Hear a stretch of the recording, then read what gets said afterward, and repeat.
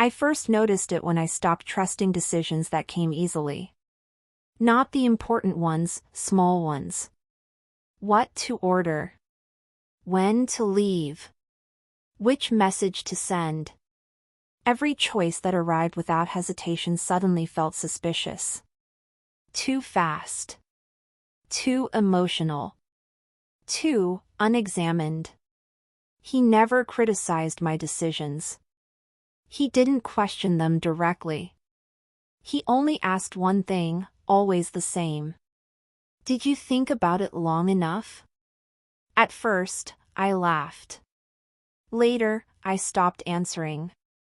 Because I realized something uncomfortable. I didn't know what long enough meant anymore. He had a way of making uncertainty sound responsible. Whenever I chose quickly, he'd nod, then add casually, interesting instinct. Whenever I hesitated, he'd say, that's usually where the right answer is. Slowly, I learned the pattern. Speed meant impulse. Delay meant intelligence. So I began delaying everything. Not because I was unsure, but because I wanted my choices to feel worthy. I started replaying options in my head long after they were practical. Imagining consequences that had never occurred to me before. Weighing motives that didn't exist.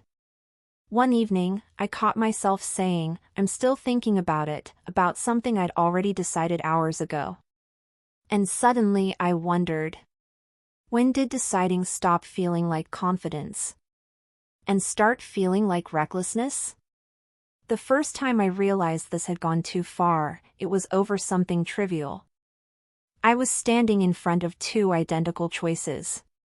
Literally identical. And I couldn't move. My mind immediately split into versions. What he would choose. What he would question. What he would call premature. Minutes passed.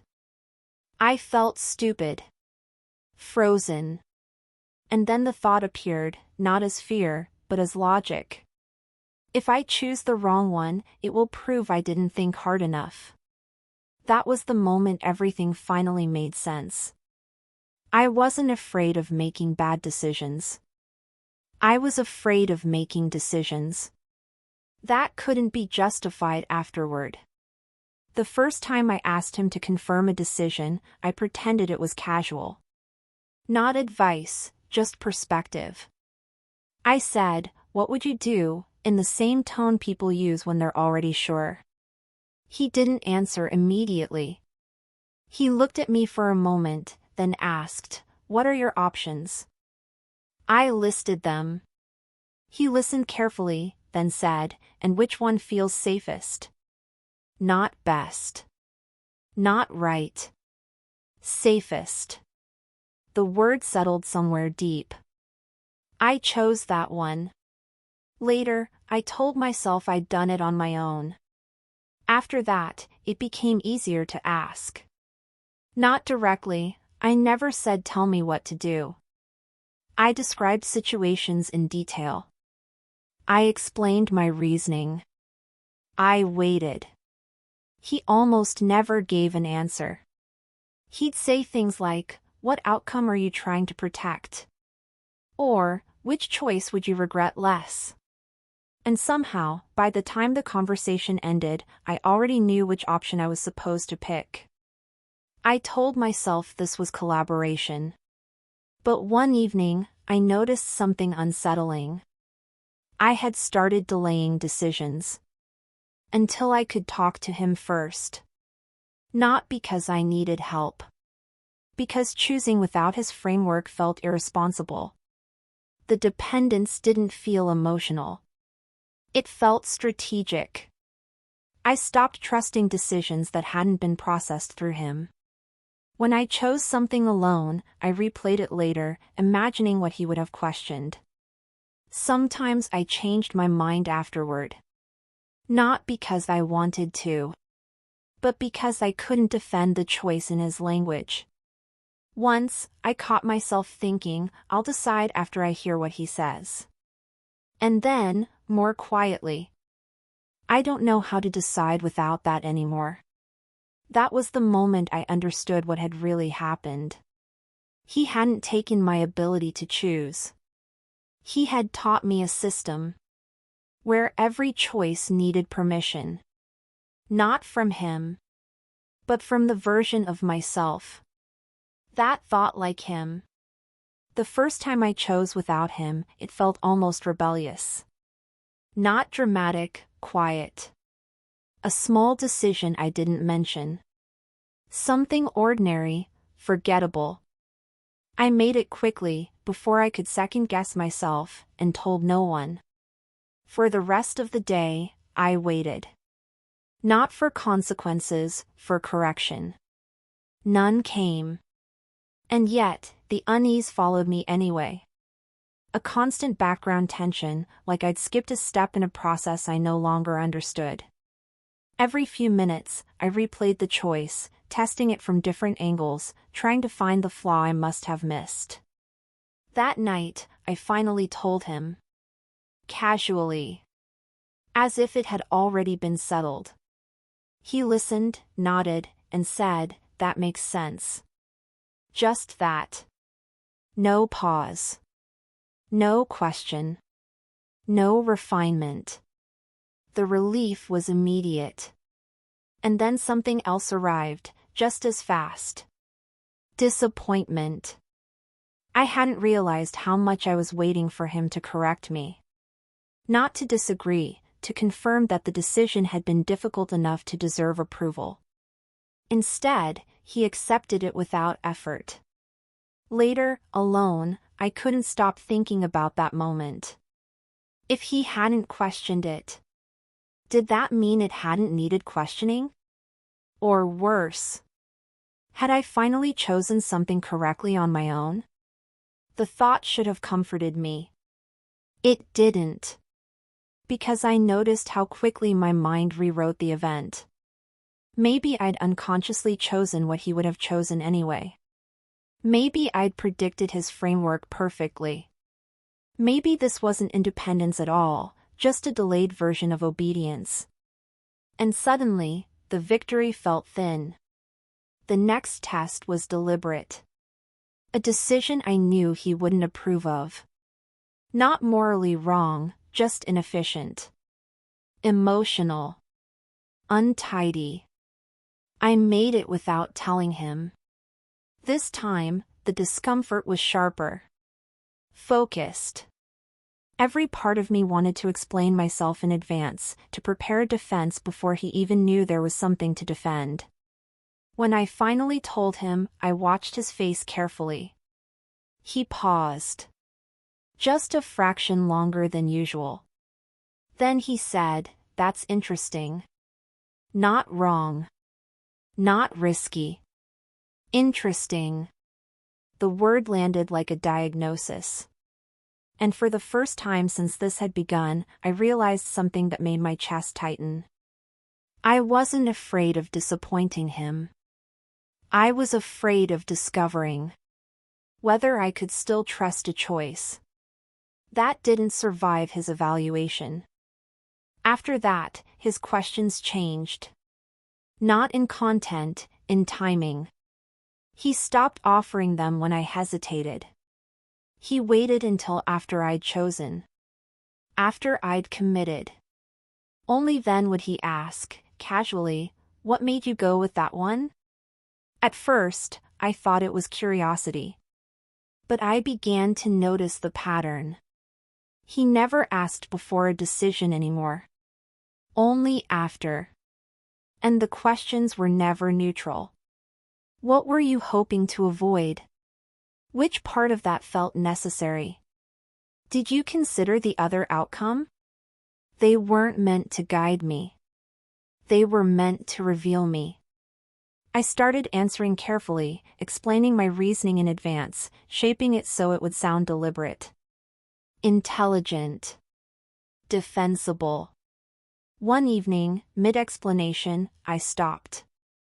Because I realized something unsettling. I wasn't describing why I'd chosen. I was proving that I deserved to have chosen. The first time I understood I was being tested, it was by accident. I made a choice he clearly disagreed with. I could see it in the brief pause, the way his eyes lingered, the silence that followed. But he said nothing. Later, when I tried to justify it, he interrupted gently. "I'm not judging," he said. "I'm just curious how you think now." Now. The word caught me. As if there had been a before. After that, I began to feel the evaluations everywhere. Not approval or disapproval, calibration. How fast I answered. How defensively I explained. Which choices I avoided mentioning at all. It felt like an exam I hadn't agreed to take. And worse. One I was grading myself on. The moment that changed everything came when I realized I was starting to design decisions for the test. Before choosing anything, I imagined the conversation afterward. Which parts I'd emphasize. Which risks I'd frame as intentional. Which mistakes I'd preemptively explain away. Sometimes, I changed the choice itself, not because I preferred it, but because it would sound better when I described it. Cleaner logic. Stronger narrative. Fewer questions. That was when the truth finally surfaced, so quietly I almost missed it. I wasn't choosing what I wanted anymore. I was choosing what I could explain convincingly. To the person who no longer gave advice, but had become the measure of whether my decisions were acceptable. The shift was subtle, but once I noticed it, I couldn't unsee it. My days no longer revolved around choices. They revolved around explanations. Before anything happened, I was already preparing the version of it I would later tell him. Not lies, interpretations. The narrative that would make the outcome sound intentional, intelligent, controlled. Sometimes I caught myself justifying decisions that hadn't even been made yet. I wasn't planning actions anymore. I was planning defenses. And the strangest part was how little this had to do with him now. Even on days we didn't speak, I still shaped my reasoning as if he were listening. As if the real audience for my life had moved inside my head. The first time I realized I'd chosen something I didn't want, it was almost embarrassing. Not tragic. Not dramatic. Just a small preference I ignored because the alternative would sound better later. I noticed it immediately, the quiet disappointment, the sense of having betrayed something simple. But instead of correcting it, I did something worse. I explained it to myself. I told myself it was more efficient. More rational. More aligned with who I was becoming. And the explanation worked. The discomfort faded. That was when I understood the danger. When justification becomes automatic. Desire doesn't disappear. It just learns how to disguise itself as logic. The breaking point came in a conversation that should have meant nothing. He asked, casually, "Are you happy with how that turned out?" It was an innocent question. But my mind didn't answer it. Instead, it produced a speech. A perfect explanation. Balanced. Insightful. Detached. I heard myself delivering it and suddenly stopped mid-sentence. Because I realized something terrifying. I had no idea what the honest answer was. Not because I was confused. Because I hadn't asked myself. For a long time now, I hadn't been checking whether choices made me happy. I'd been checking whether they made sense. And in that silence, the truth finally surfaced. I wasn't living my decisions. I was living the stories I told afterward to make them acceptable. The question followed me for days. Not loudly.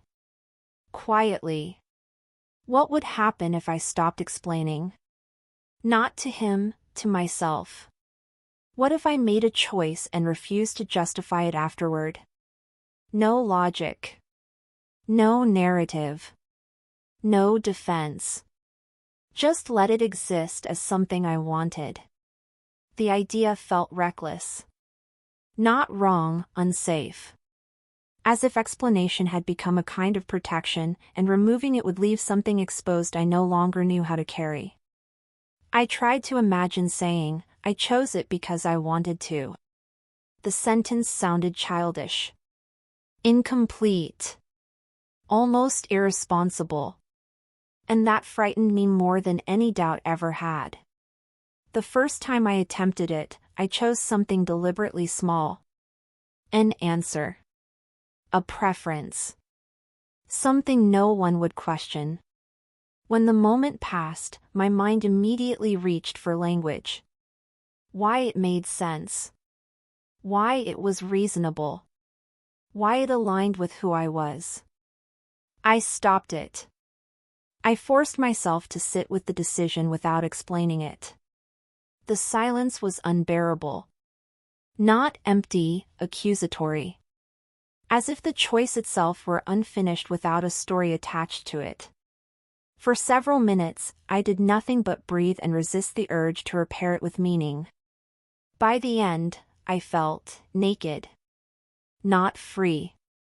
Unprotected. The next time I saw him, I said nothing about it. Not because I was hiding, because there was nothing to explain. But when he asked a simple question about my week, I froze. Not because I didn't know what to say. Because every version of the answer I imagined came preloaded with justification. I realized something in that pause that made my hands go cold. I no longer knew how to speak about my life without turning it into an argument for myself. And the quiet fear that settled in then was this. If I stop explaining my choices, I might finally have to hear what I actually feel about them. The first time I did it, it happened by accident. He asked me a simple question, what I wanted to do that evening. Nothing complicated. No stakes. Usually, this was where I began the process. Weighing. Framing. Preparing the version that would sound intentional. This time, I was tired. I don't know, I said. Then, without thinking, I added, I just want to go home. And I stopped. No explanation. No justification. No reason. The words hung there, unfinished. I waited for the familiar discomfort. The urge to repair them. It didn't come. He looked at me for a moment. Not surprised. Not disapproving. Just attentive. Okay, he said. Then go home. That was it. No question about why. No comment about efficiency or timing.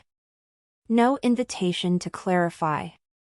The relief was immediate and disorienting. Because for the first time in months, a choice had ended where it began. No narrative. No defense. No test afterward. And as I walked away, something inside me shifted so suddenly I almost stopped. Not freedom. Permission. After that, I started noticing how rarely people actually demanded explanations. Most of the pressure had never come from him. It had come from the system I'd built around myself. I tried it again the next day. I don't feel like going, I said. And when the silence followed, I didn't fill it. No apology. No logic. No softened edges. Nothing happened. No disappointment. No judgment. No collapse. Later that night, alone, I realized something that made my chest tighten.